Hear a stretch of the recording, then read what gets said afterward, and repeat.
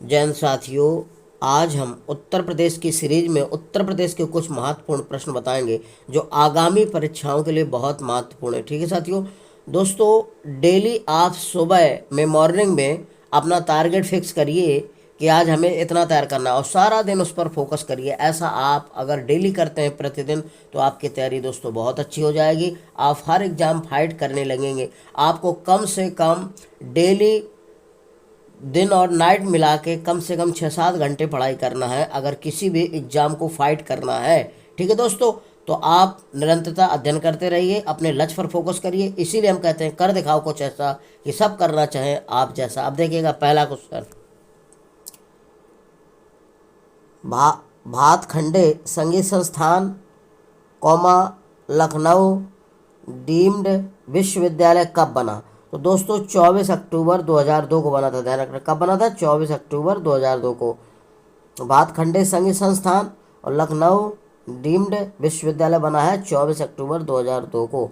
अगला है उत्तर प्रदेश में सबसे पुराना विश्वविद्यालय कौन है? तो दोस्तों उत्तर प्रदेश का सबसे पुराना विश्वविद्यालय इलाहाबाद विश्वविद्यालय है। ध्यान रखना कौन सा? इलाहाबाद विश्वविद्यालय, जो प्रयागराज यानी कि इलाहाबाद में स्थित है। ध्यान रखना। तो सबसे पुराना विश्वविद्यालय पूछा जाए अगर उत्तर प्रदेश का तो इलाहाबाद विश्वविद्यालय है, जो प्रयागराज इलाहाबाद में है। ठीक है दोस्तों। अगला, उत्तर प्रदेश में बायोटेक पार्क स्थापित किया गया है कहाँ? लखनऊ में। पूछा जाता है दोस्तों अक्सर कि उत्तर प्रदेश में बायोटेक पार्क कहाँ है? तो लखनऊ में। ध्यान रखना उत्तर प्रदेश में बायोटेक पार्क कहाँ स्थापित है? लखनऊ में। ठीक है।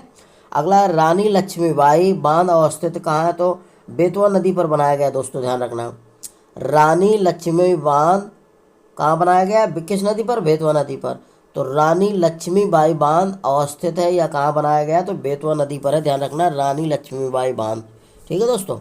अगला है उत्तर प्रदेश में स्कूल ऑफ पेपर टेक्नोलॉजी स्थित है कहाँ? सहारनपुर। ध्यान रखना उत्तर प्रदेश में स्कूल ऑफ पेपर टेक्नोलॉजी कहाँ स्थित है? सहारनपुर में। स्कूल ऑफ पेपर टेक्नोलॉजी कहाँ स्थित है? सहारनपुर में। ध्यान रखना। अगला है केंद्रीय उपोषण बागवानी संस्थान कहाँ स्थित है? तो लखनऊ में। ध्यान रखना अक्सर पूछा गया है केंद्रीय उपोषण बागवानी संस्थान कहाँ है? लखनऊ में। ठीक है। कहाँ पर? लखनऊ में।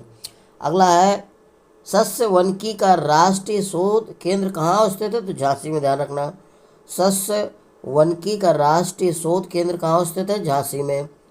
अगला है भारतीय दलन अनुसंधान संस्थान कहाँ है? कानपुर में। ध्यान रखना अक्सर पूछा जाता है भारतीय दलन अनुसंधान संस्थान कहाँ है? कानपुर में। ध्यान रखना अक्सर पूछा जाता है दोस्तों ये भारतीय दलन अनुसंधान संस्थान कहाँ है? कानपुर में।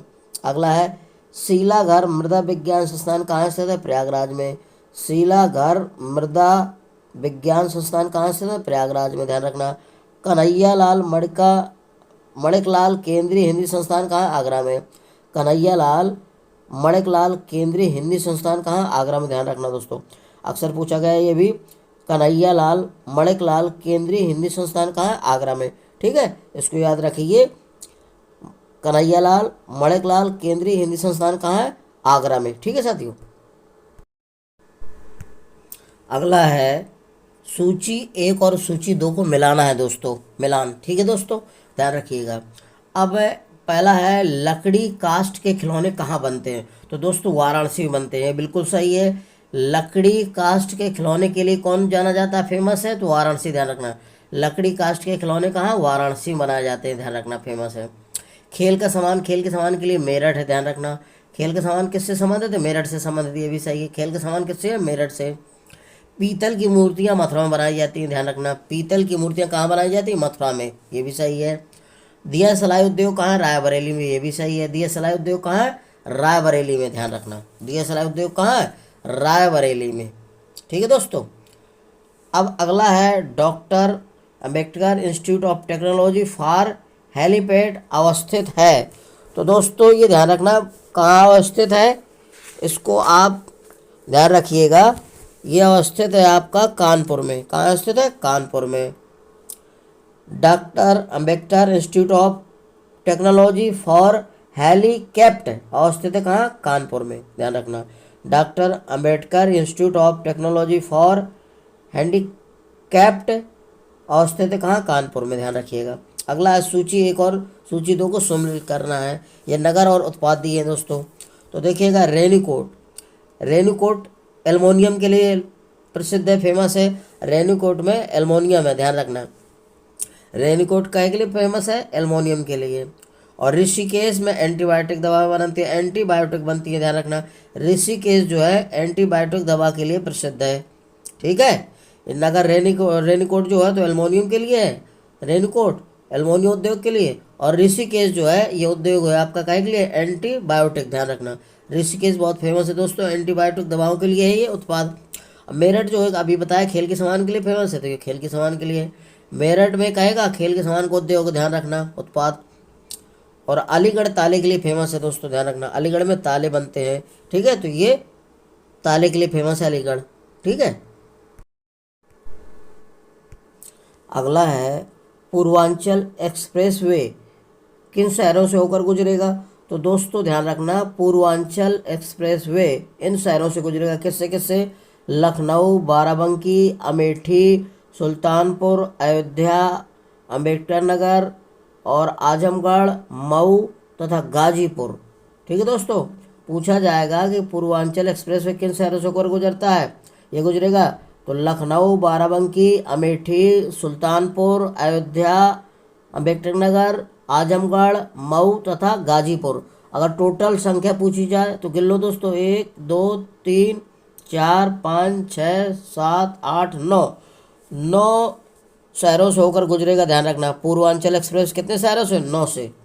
अगला है ग्राम पंचायतों द्वारा लगाया जाने वाला कर कौन सा है? जो ग्राम पंचायत में कर लगता है दोस्तों, टैक्स, तो लगने वाला कर कौन सा है? तो स्थानीय मेलों पर कर। ग्राम पंचायतों द्वारा लगाया जाने वाला कर कौन सा है? स्थानीय मेले पर कर।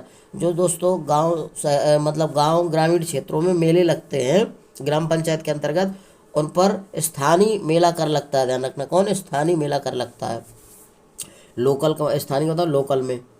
अगला है सितार और सुरबहार संगीत के इमदाद खानी घराना के लिए कौन जाना जाता है? कौन फेमस है? मतलब सितार और सुरबहार संगीत के इमामदाद खानी घराना के लिए जाना जाता है इटावा, ध्यान रखना। किसके लिए जाना जाता है? इटावा के लिए। तो सितार और सुरबहार संगीत के इमदाद खानी घराने के लिए फेमस है इटावा, ठीक है। अगला है भारतेंदु नाट्य अकादमी की स्थापना कब हुई थी? तो 1975 में हुई थी। भारतेंदु नाट्य अकादमी की स्थापना कब हुई थी? 1975 में। भारतेंदु नाट्य अकादमी की स्थापना कब हुई है? 1975 में, ध्यान रखना। उत्तर प्रदेश में मार मृदा पाई जाती है कहाँ? झांसी में, ध्यान रखना। उत्तर प्रदेश में मार मृदा पाई जाती है झांसी में। कहाँ? झांसी में। अगला है शंभू महाराज को हिंदुस्तानी शास्त्रीय संगीत की शिक्षा दी थी किसने? शंभू महाराज को हिंदुस्तानी शास्त्रीय संगीत की शिक्षा किसने दी थी? तो रहीमुद्दीन खान ने, ध्यान रखना। रहीमुद्दीन खान ने दी थी शंभू महाराज को हिंदुस्तानी शास्त्रीय संगीत की शिक्षा दी थी किसने? रहीमुद्दीन खान ने, ध्यान रखना। अगला मुड़िया पूर्णिमा मेला का आयोजन कहाँ किया जाता है? तो गोवर्धन में लगता है। मुड़िया पूर्णिमा मेला का आयोजन कहाँ किया जाता है? गोवर्धन में, ध्यान रखना। मुड़िया पूर्णिमा मेला का आयोजन किया जाता है गोवर्धन में। अगला है प्रथम समाजवादी अभिनव विद्यालय खोला गया है प्रयागराज में। प्रथम समाजवादी अभिनव विद्यालय कहाँ खोला गया है? तो प्रयागराज में, ध्यान रखना। प्रथम समाजवादी अभिनव विद्यालय खोला गया है प्रयागराज में। वह जनजाति जो बहु विवाह व्यवस्था को आचरित करती है तो जौनसारी, यानी कि वह कौन सी जनजाति है जो बहु विवाह प्रथा को वरीयता देती है, यानी कि बहु विवाह करती है? तो जौनसारी है, ध्यान रखना। जौनसारी, ध्यान रखना। वह जनजाति कौन सी है जो बहु विवाह व्यवस्था को आचरित करती है? तो जौनसारी है, ध्यान रखना, ठीक है। अगला है सूची 1 और सूची 2 को मिलान करना है दोस्तों। केंद्र है और उद्योग दिया है। तो आंवला जो है किसके लिए फेमस है? उर्वरक के लिए, ध्यान रखना। आंवला केंद्र जो है उद्योग, आंवला ये फल नहीं है दोस्तों, आंवला केंद्र है उर्वरक के लिए, ध्यान रखना। आंवला काहे के लिए फेमस है? उर्वरक। तो आंवला जो केंद्र है वो उर्वरक खाद के लिए उद्योग है, वहाँ पर उर्वरक का उद्योग, ध्यान रखना। आंवला में स्थान है ये। अगला है मोदी नगर रबड़ के लिए, ध्यान रखना। मोदी नगर काहे के लिए? रबड़ के लिए। रबड़ उद्योग है। मोदी नगर में क्या है, रबड़ उद्योग, ध्यान रखना। बाराबंकी में क्या है, बाराबंकी में पॉलीफाइबर उद्योग है, ध्यान रखना। बाराबंकी में पॉलीफाइबर उद्योग है, बाराबंकी में पॉलीफाइबर उद्योग है। कानपुर में विस्फोटक पदार्थ बनता है, कानपुर में क्या है, विस्फोटक उद्योग है। कानपुर में क्या है, विस्फोटक उद्योग, ध्यान रखना। पूछा जाता है विस्फोटक उद्योग कहाँ, तो कानपुर में। बाराबंकी क्या के लिए, पॉलीफाइबर के लिए है। और मोदी नगर में क्या है, रबड़ उद्योग है। और आंवला केंद्र, आंवला जो केंद्र है उर्वरक का उद्योग है, ध्यान रखना, ठीक है। अगला फिर सूची 1 और 2 को मिलान करना है। स्थान और उद्योग है। तो फिरोजाबाद जो है कांच, कांच की चूड़ियों के लिए फेमस है। कांच उद्योग है कहाँ, फिरोजाबाद में, ध्यान रखना। कांच की चूड़ियों के लिए कौन फेमस है, फिरोजाबाद, ध्यान रखना। अब चमड़े के सामान के लिए फेमस है कानपुर। तो कानपुर उद्योग कहेगा चमड़े का सामान का, ध्यान रखना। कानपुर में कहेगा चमड़े का उद्योग है, ठीक है। अगला है नजीबाबाद। नजीबाबाद कहेगा है, ये प्लाईवुड उद्योग है, ध्यान रखना। प्लाईवुड उद्योग, ध्यान रखना, ठीक है, नजीबाबाद।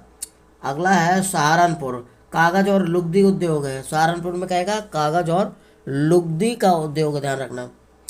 कागज और लुगदी उद्योग कहाँ है, तो सहारनपुर में, ध्यान रखना। कागज और लुगदी उद्योग कहाँ है, सहारनपुर में। अब अगला है सूची 1 और 2 को शामिल करना है, इसको भी। औद्योगिक संस्थान एक तरफ नगर दिए गए हैं, ठीक है।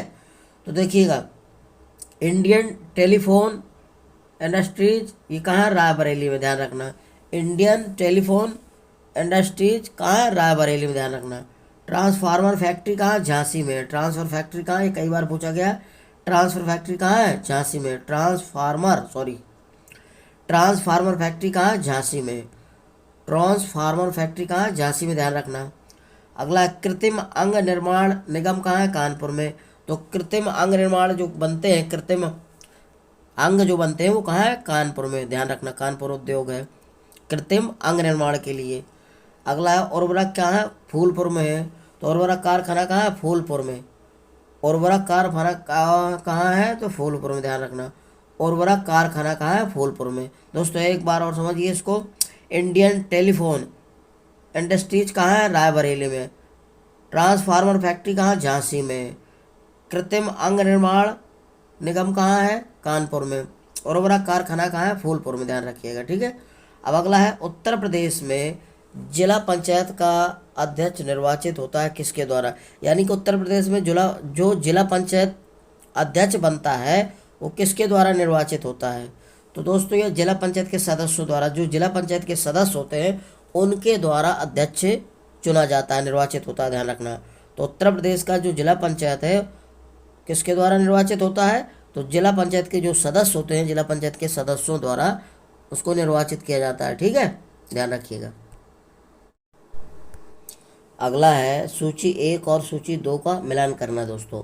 तो टेराकोटा के लिए गोरखपुर में। टेराकोटा का सामान कहाँ बनता है, गोरखपुर में, ध्यान रखना। पूछा जाता है टेराकोटा किसके लिए फेमस है, कहाँ है, तो गोरखपुर में, ध्यान रखना। गोरखपुर जो है टेराकोटा के लिए फेमस है, ध्यान रखना।